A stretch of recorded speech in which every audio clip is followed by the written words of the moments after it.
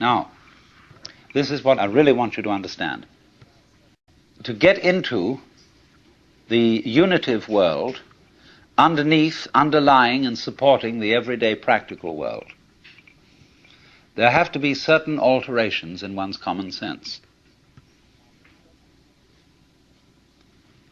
Now, there are certain ideas, and beyond these ideas, certain feelings that are difficult to get across, not because they're intellectually complicated, not at all because of that, but because they're unfamiliar. They're strange. We haven't been brought up to accommodate them. In exactly the same way that in past times, people knew that the planets were supported in the sky because they were embedded in spheres of crystal. And if they weren't embedded in spheres of crystal, and of course you could see them because you could see through them, they would fall down on the Earth. And now when astronomers finally suggested that there were no crystal spheres, people felt unbelievably insecure. See? They had a terrible time assimilating this idea. Now, do you see what it involves to assimilate a really new idea? You have to do quite a flip. For example, there's some people whose number systems only account for quantities: 1, 2, 3, many. So they don't have any concept of 4 corners to a table. See, a table has many corners. And a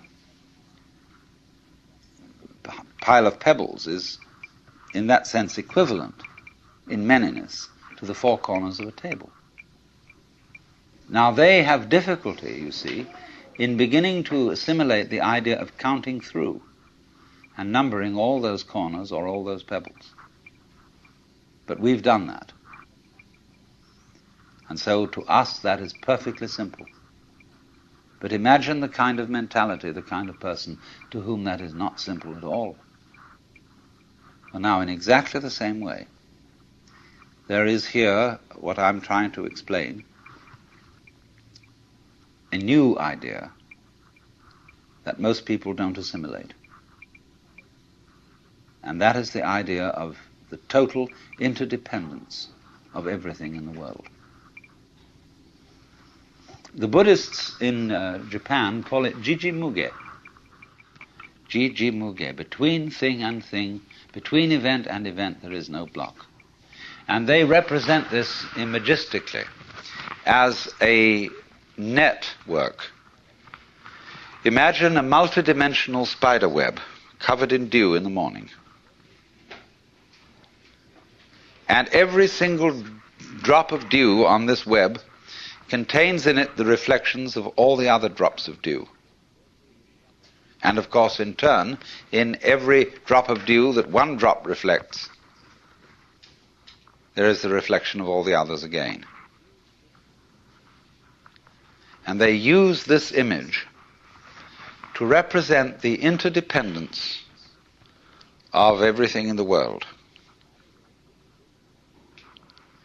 In other words, if we give this dewdrop image, if we put it into a linguistic analogy, we would say this: words have meaning only in context.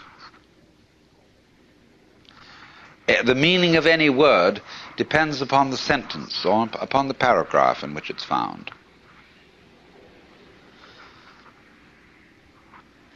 So that if I say, this tree has no bark, that's one thing. And if I say, this dog has no bark, that's another thing. So you see always that the meaning of the word is in relation to the context. Now, in exactly the same way, the meaning as well as the existence of an individual person, an organism, is in relation to the context. You are what you are sitting here at this moment in your particular kind of clothes, and with the particular colors of your faces and your particular personalities, your family involvements, your business involvements, your neuroses and your everything. You are that precisely in relation to an extremely complex environment. So much so that if, let's take for example this piece of wood that forms a support to the beam out here. Now believe me, this is true.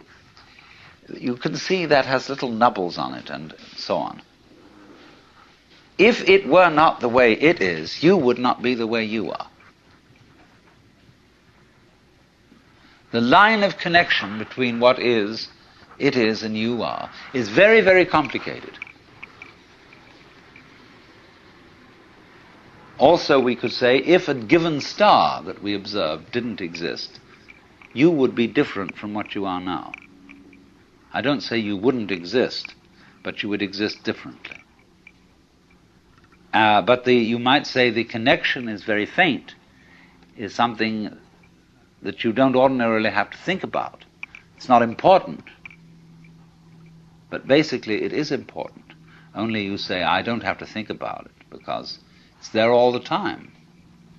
See, for example, the floor is underneath you all the time. Some sort of floor, some sort of earth. And you really don't have to think about it. It's just always there. It's always around. If you become insensitive, you stop thinking about it. But there it is.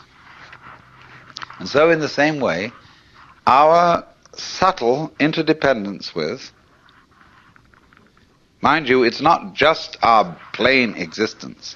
It's the kind of existence we have is dependent upon all these things. Also our plain existence, but that gets way down. But the fundamental thing is existence is relationship. In other words, if my finger up here is all alone and the wind doesn't move and nothing touches it, it stops knowing that it's there. But if something comes along and does, immediately it's aware that it's there. So,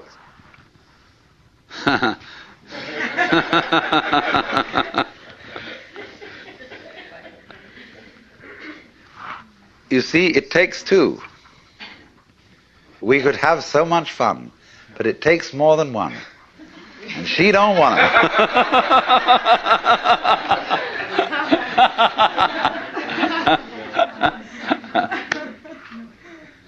But in this way, you see, what we call duality, you can see, can't you, how duality is fundamental. It takes two.